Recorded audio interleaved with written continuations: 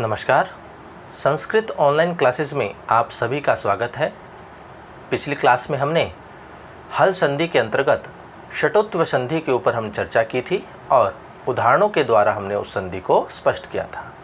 आज की क्लास की हमारी जो अगली संधि है वो है जसत्व संधि। तो आइए शुरू करते हैं।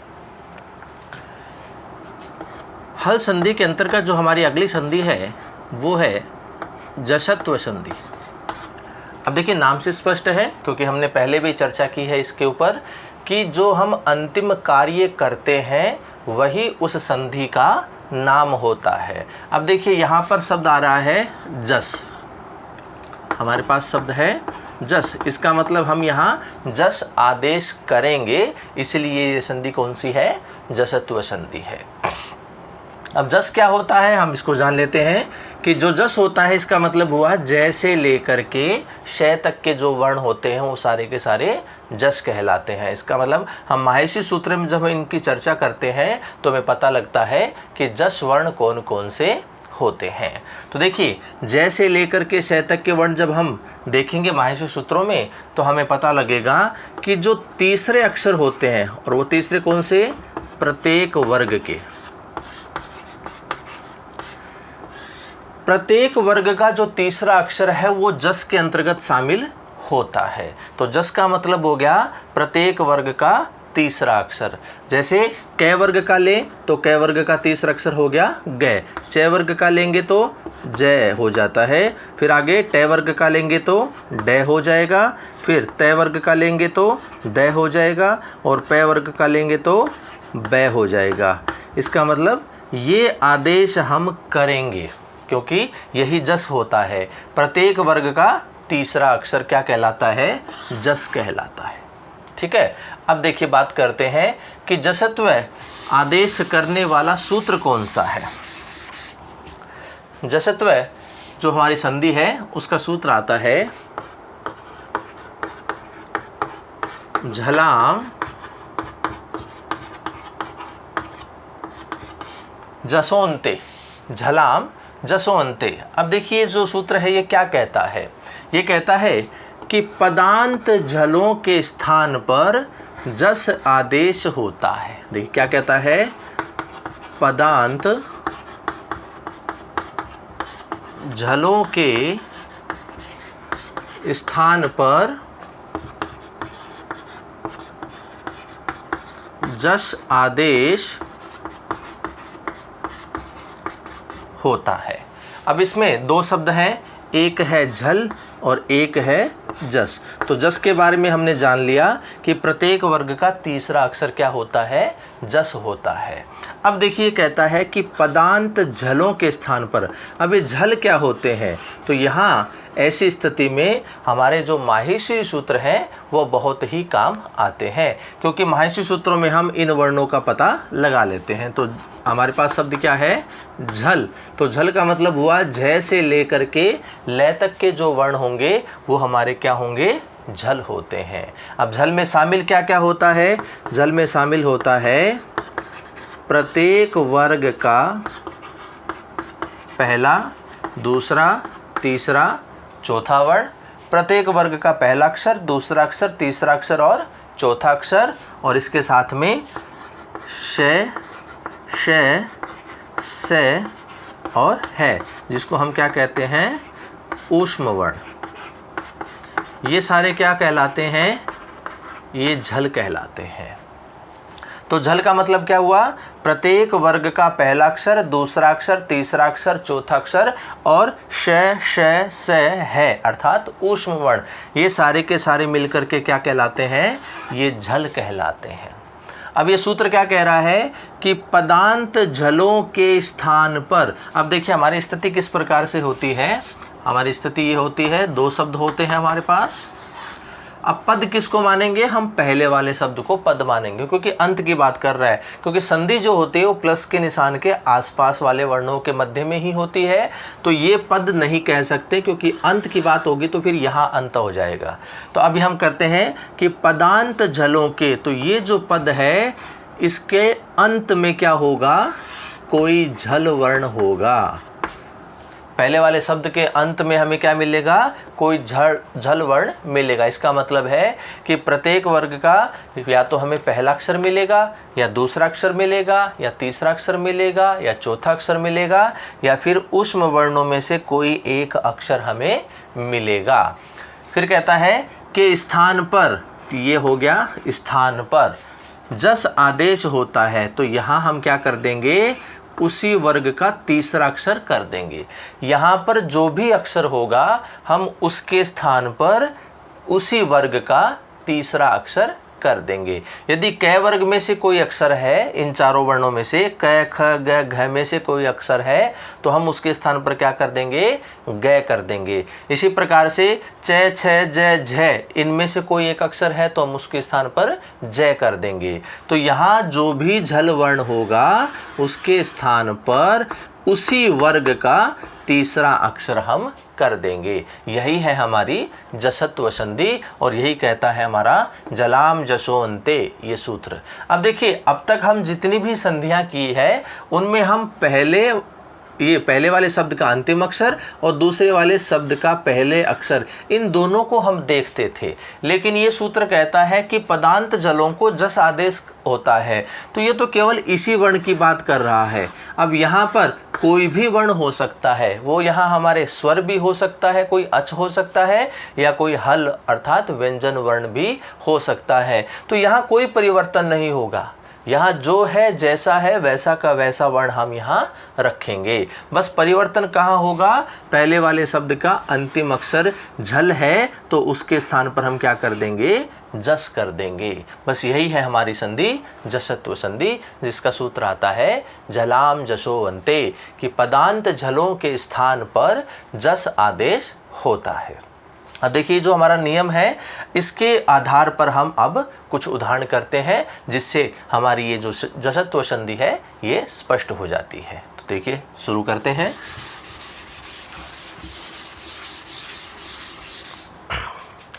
हमारा उदाहरण आता है वाक प्लस ईश है, वाक प्लस ईश है। अब देखिए, ये जो दूसरे वाला शब्द है इसको हम देखेंगे ही नहीं, क्योंकि यहाँ कोई परिवर्तन तो करना नहीं है कि इसकी वजह से भी यहाँ कोई परिवर्तन होगा। तो यहाँ जो शब्द है उसको हम वैसा का वैसा ही रखेंगे। अब हम यहाँ देखेंगे कि पहले वाले शब्द का अंतिम अक्षर क्या है। तो पहले वाले शब्द का अंतिम अक्षर क्या है, क है। तो क किस वर्ग में आता है, क वर्ग में आता है। कितने नंबर का अक्षर है, पहले नंबर का। तो इसका मतलब ये जो वर्ण है हमारा क्या हुआ, झल हुआ, क्योंकि हमारा नियम क्या कहता है कि पद के अंत में झल वर्ण होना चाहिए। तो इसका मतलब है पहला अक्षर, दूसरा अक्षर, तीसरा अक्षर, चौथा अक्षर या फिर ऊष्म वर्ण, इनमें से कोई एक अक्षर होना चाहिए। तो वो सारे क्या कहलाते हैं, झल कहलाते हैं। तो ये पहला अक्षर आ गया, इसका मतलब ये हमारे पास झल वर्ण है। तो हमारा नियम क्या कहता है कि पदांत झलों के स्थान पर जस आदेश होता है। अब यहाँ इसके स्थान पर क्या कर देंगे, जस आदेश करेंगे। अब जस क्या करेंगे, क्योंकि जस में तो तीसरे अक्षर शामिल होते हैं, प्रत्येक वर्ग का तीसरा अक्षर जस होता है। अब हम यहाँ किस वर्ग का तीसरा अक्षर करें, तो उसके लिए हम यहाँ देखेंगे कि ये जो अक्षर है ये क, ये किस वर्ग में आता है, ये क वर्ग में आता है। तो क ही वर्ग का तीसरा अक्षर हम इस क के स्थान पर लिखेंगे। तो क वर्ग का तीसरा अक्षर क्या होता है, ग होता है। अब ये आधा है तो हम यहाँ आदेश भी आधा ही करेंगे। अब जो स्थिति बची है उसको हम वैसा का वैसा लिख देंगे। अब हम इनका करेंगे वर्ण सम्मेलन। तो ये देखिए क्या बनेगा, पहला अक्षर जो है जैसा है लिख दिया, ग आधा है, आगे ई स्वर है, आकर के मिलेगा तो ये गी बड़ी हो जाएगी क्योंकि बड़ी की मात्रा है, और आगे क्या है, शह। तो ये बनता है हमारा वागीश है। तो वाक प्लस ईश है मिलकर के क्या बनता है, वागीश है। इस प्रकार से शब्द बनता है। और उदाहरण देखिए,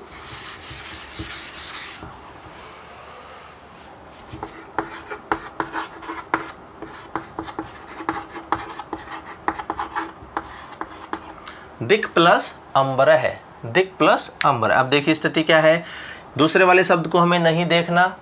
पहले वाले शब्द का अंतिम अक्षर क्या है, क है।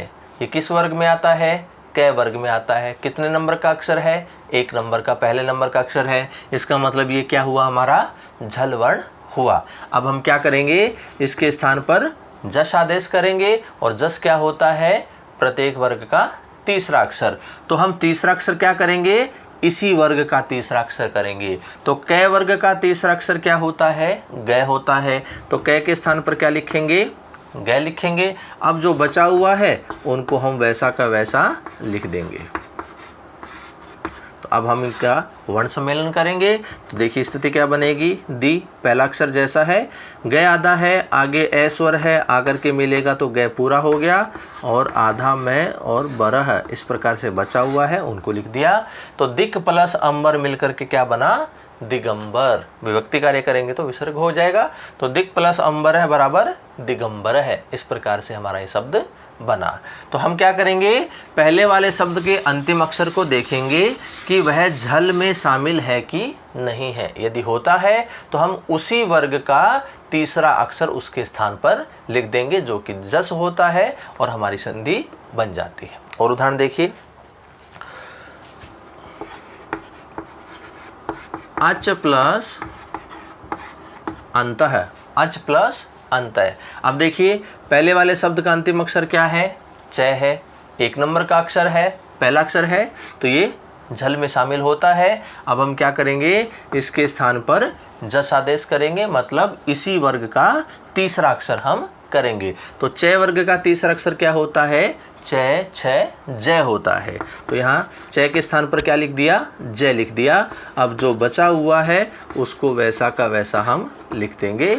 अब हम इनका करेंगे वर्ण सम्मेलन। तो पहला अक्षर जैसा है लिख दिया, जय आधा है, आगे ए स्वर है, तो जय में ए मिलेगा तो जय पूरा हो जाएगा, आगे आधा न और त है, ये बचा हुआ है, तो शब्द बन जाता है अजंत है। तो अच प्लस अंत क्या बनेगा, अजंत है। इस प्रकार से शब्द हमारा बनता है। और उदाहरण देखिए, षट प्लस आनन है, षट प्लस आनन है। अब देखिए पहले वाले शब्द का अंतिम अक्षर क्या आ गया, ट आ गया। अब ट पहला अक्षर है ट वर्ग का, ये झल में शामिल होता है, तो हमारी कंडीशन पूरी होती है। तो इसके स्थान पर अब हम क्या करेंगे, जस आदेश करेंगे। तो जस कौन सा करेंगे, अर्थात तीसरा अक्षर कौन सा करेंगे, इसी वर्ग का करेंगे। तो ट वर्ग का तीसरा अक्षर क्या होगा, ट ठ ड होता है। तो ट के स्थान पर क्या लिखेंगे, हम ड लिखेंगे। अब जो बचा हुआ है उसको वैसा का वैसा हम लिख देंगे। अब हम इनका वर्ण सम्मेलन करेंगे। तो देखिए पहला अक्षर जो है वैसा का वैसा लिख दिया, ड आधा है, आगे आ स्वर है, आकर के मिलेगा तो डा बन गया, और आगे ननह इस प्रकार से बचा हुआ है, उसको लिख दिया। तो ये क्या बन गया, सड़ा ननह। तो सट प्लस आननह क्या बनता है, सड़ा ननह। इस प्रकार से शब्द बनता है। और उदाहरण देखिए, सुप प्लस अंत है, सुप प्लस अंत है। तो पहले वाले शब्द के अंत में क्या है, प आ गया। ये किस वर्ग का है, प वर्ग का है। कौन सा अक्षर है, पहला अक्षर है, तो ये झल में शामिल होता है। अब हम क्या करेंगे, इसके स्थान पर जस आदेश करेंगे। तो इसका मतलब है इसी वर्ग का तीसरा अक्षर करेंगे। तो प वर्ग का तीसरा अक्षर क्या होगा, प फ बै होता है। तो देखिए प के स्थान पर क्या लिख देंगे, हम बै लिखेंगे। अब जो बचा हुआ है उसको वैसा का वैसा लिख देंगे। अब हम इनका करेंगे वर्ण सम्मेलन। तो देखिए पहला अक्षर जो है वैसा का वैसा लिख दिया, बै आधा है, आगे ए स्वर है, आकर के मिलेगा बै पूरा हो जाएगा, आधा न और तय बचा हुआ है, तो ये शब्द बनता है सुबंत है। सुप प्लस अंत मिलकर के क्या बना, हमारा सुबंत शब्द बनता है। और उदाहरण देखिए, वाक प्लस अर्थौ, वाक प्लस अर्थौ। तो पहले वाले शब्द के अंत में क्या आया, कै आया। ये झल में शामिल होता है क्योंकि पहला अक्षर है कै वर्ग का। अब हम इसके स्थान पर क्या कर देंगे, इसी वर्ग का तीसरा अक्षर करेंगे। तो कै वर्ग का तीसरा अक्षर गै होता है। अब जो बचा हुआ है उसको हम वैसा का वैसा लिख देंगे। तो स्थिति बन गई वाग अर्थौ। अब हम इनका वर्ण सम्मेलन करेंगे। तो पहला अक्षर जैसा है वैसा लिख दिया। गय आधा है, आगे ए स्वर है, आकर के मिलेगा तो गय पूरा हो गया, और आगे थऊ इस प्रकार से बचा हुआ है, तो शब्द बन गया हमारा वागर्थऊ। तो वाक प्लस अर्थऊ मिलकर के क्या बनता है, वागर्थऊ। इस प्रकार से शब्द बनता है। तो ये जो हमारी जसत्व संधि है, इसका जो हमारा पहला सूत्र आया था झलाम जशोन्ते, जिसके आधार पर हमने ये कुछ उदाहरण किए हैं। तो इनके अनुसार और अनेक उदाहरण हो सकते हैं, जिस प्रकार हम यहाँ पर जो अक्षर होगा झल वर्ण में होता है, तो उसके स्थान पर हम जस आदेश करके उन शब्दों का निर्माण करते हैं। जसत्व संधि के अंतर ही अगला हमारा सूत्र आता है, वो आता है झलाम जस जशी। जसत्व संधि के अंतर्गत हमारे दो सूत्र हैं, अर्थात हम उनको कह सकते हैं दो नियम हैं, जिसमें पहला था हमारा झलाम जसो अंते, जो कहता है कि पदांत झलों को जस आदेश होता है, सीधा सीधा ये कहता है। अब जो जसत्व संधि के अंतर्गत ही हमारा जो दूसरा सूत्र आता है, वो आता है झलाम जस जशी।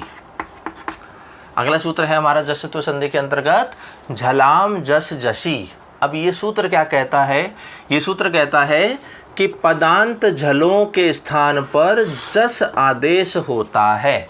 ये भी कहता है कि पदांत झलों के स्थान पर क्या आदेश करना है, जस आदेश करना है। लेकिन कब करना है, यदि उससे परे झस वर्ण हो तो। अब देखिए स्थिति बदल गई यहाँ पर। पहला जो हमारा नियम था वो क्या कहता था कि पदांत झलों के स्थान पर जस कर दो।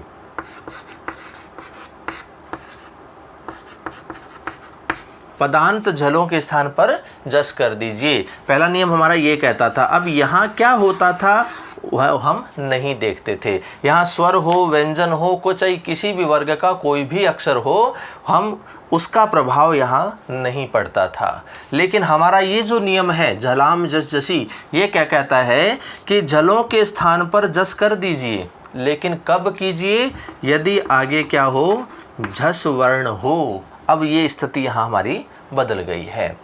आदेश तो हम वही जस कर रहे हैं, इसलिए इस संधि का नाम जसत्व संधि है। लेकिन यहाँ हमारा नियम बदलता है कि पदांत झलों को जस आदेश होता है यदि उससे परे झस वर्ण हो तो।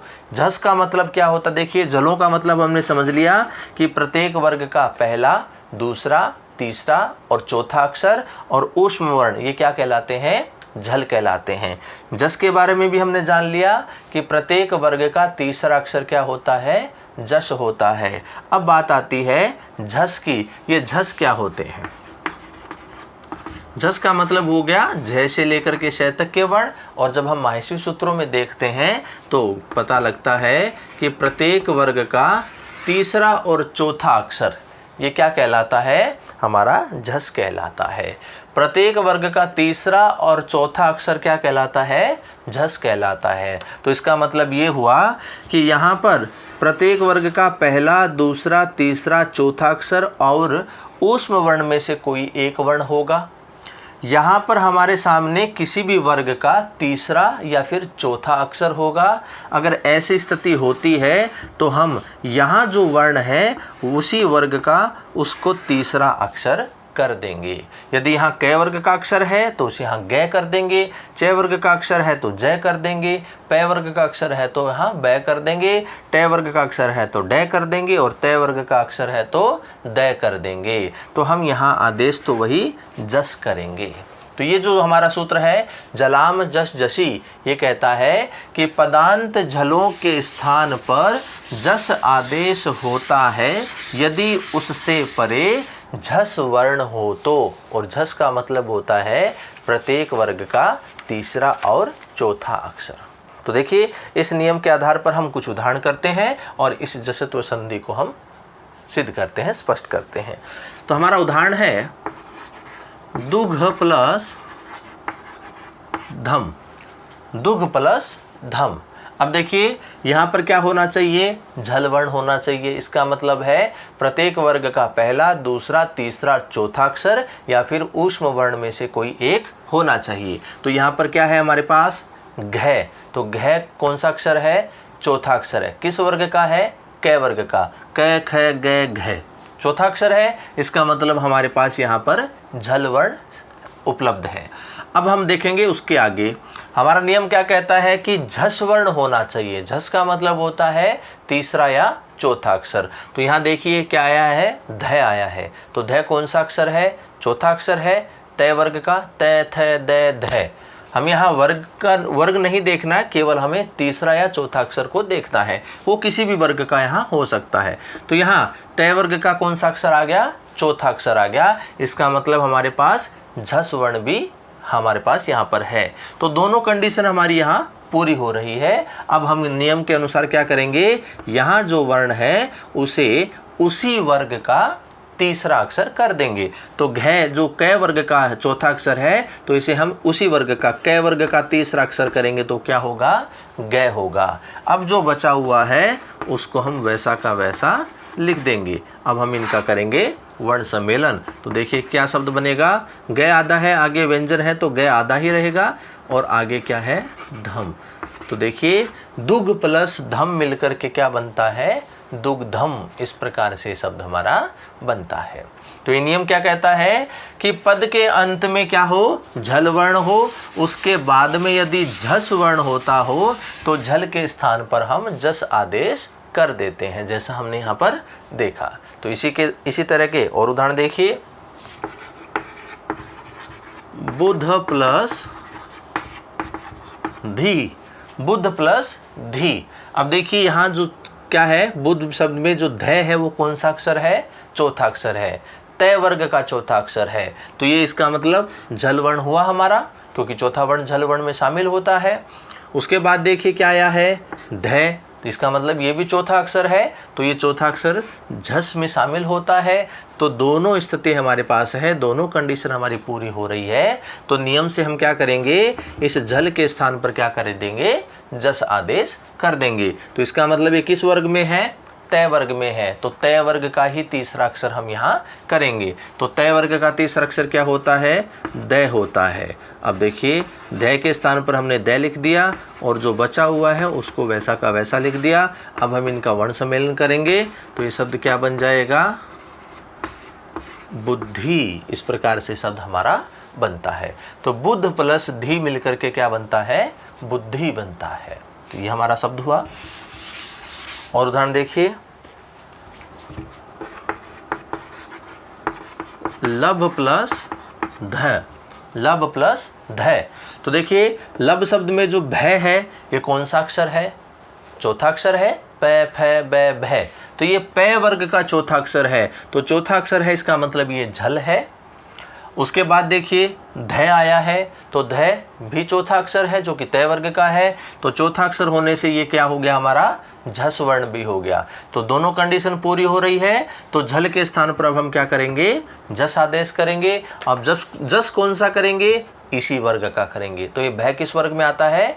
प वर्ग में आता है। तो प वर्ग का जस वर्ण अर्थात तीसरा अक्षर कौन सा हुआ? ब होता है। तो इस भ के स्थान पर क्या लिखेंगे? हम ब लिखेंगे, और जो बचा हुआ है उसको वैसा का वैसा लिख देंगे। तो देखिए वर्ण सम्मेलन करेंगे तो ये शब्द क्या बनता है?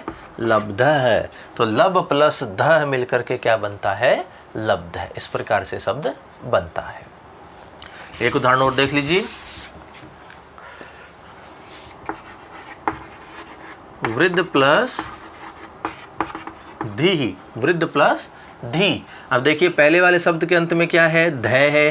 ध किस वर्ग में है? तय वर्ग में। कौन सा अक्षर है? चौथा अक्षर है। इसका मतलब ये हमारा झल वर्ण है। उसके बाद देखिए क्या आ गया? ध आ गया, तो ये भी हमारा चौथा अक्षर है, तो ये झस में आता है। तो झल भी मिल गया, झस भी मिल गया। अब हम क्या करेंगे? नियम से इस झल के स्थान पर जस आदेश कर देंगे। तो ये तय वर्ग में आता है, तो तय वर्ग का तीसरा अक्षर क्या होता है? द होता है। अब देखिए द के स्थान पर हमने द लिख दिया। अब जो बचा हुआ है उसको वैसा का वैसा लिख देंगे। वर्ण सम्मेलन करेंगे तो ये शब्द क्या बन जाएगा? वृद्धि ही। तो वृद्ध प्लस धी मिलकर के क्या बनता है? वृद्धि बनता है। तो इस प्रकार से अनेक और उदाहरण हो सकते हैं जिसमें पहले वाले शब्द का अंतिम अक्षर हमें झल मिलेगा, दूसरे वाले शब्द का पहला अक्षर हमें झस मिलेगा। तो इस प्रकार हम झल के स्थान पर जस आदेश कर देते हैं। तो देखिए, जशत्व संधि के अंतर्गत हमने आज 2 सूत्रों के ऊपर चर्चा की। पहला सूत्र था हमारा झलाम जशो अंते, जो कहता है कि पदांत झलों को जस आदेश होता है। अब वो केवल पद के अंत की बात करता है, उसके बाद में जो दूसरा वाला शब्द है वहाँ पर हम उसको नहीं देखते हैं। जो भी है, स्वर है, व्यंजन है, उस शब्द को हम वैसा का वैसा ही वहाँ पर लिखते हैं। और दूसरा जो हमारा सूत्र है जशत्व संधि के अंतर्गत, वो है झलाम जस जसी। तो ये सूत्र कहता है कि पदांत झलों को जस आदेश होता है यदि उससे परे झस वर्ण हो तो। अब देखिए, इसमें 3 शब्द हो गए। इस पूरी जशत्व संधि के अंतर्गत हमें 3 शब्द मिले, एक है झल, एक है जस और एक है झस। तो झल क्या होते हैं? प्रत्येक वर्ग का पहला, दूसरा, तीसरा और चौथा अक्षर और ऊष्म वर्ण, जिसमें शामिल होते हैं तालव्यशय, मूर्धन्यशय, दंत्यशय और है। ये सारे वर्ण क्या कहलाते हैं? झल कहलाते हैं। और फिर बात आती है जस की। तो जस होता है प्रत्येक वर्ग का तीसरा अक्षर, वो क्या कहलाएगा? जस कहलाता है। और फिर बात आती है झस वर्ण की। झस होते हैं प्रत्येक वर्ग का तीसरा और चौथा अक्षर, ये झस होते हैं। ये यदि आमने सामने इस प्रकार से हो तो हम झल के स्थान पर क्या कर देंगे? जस आदेश कर देंगे, अर्थात उसी वर्ग का तीसरा अक्षर हम आदेश करते हैं। तो जस आदेश करने के कारण ही हमारी संधि का नाम क्या हुआ? जशत्व संधि हुआ। तो आज की क्लास में हमने जशत्व संधि के बारे में जाना। अगली क्लास में हम अगली जो हमारी संधि होगी उसके ऊपर चर्चा करेंगे। आज की क्लास में इतना ही। धन्यवाद।